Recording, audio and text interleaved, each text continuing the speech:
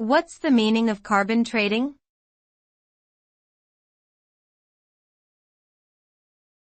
Carbon trading.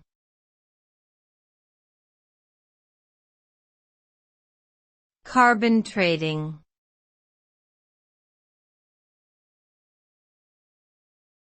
Carbon trading.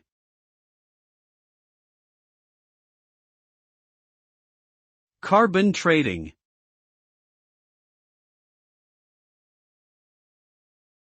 Carbon trading is a market-based approach to tackling climate change.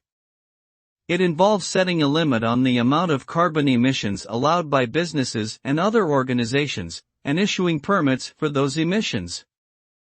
These permits can then be traded on a market, allowing companies to buy and sell them as needed.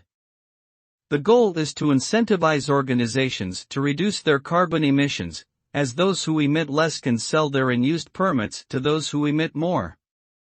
This creates a financial incentive for companies to reduce their carbon footprint and encourages the transition to a low-carbon economy.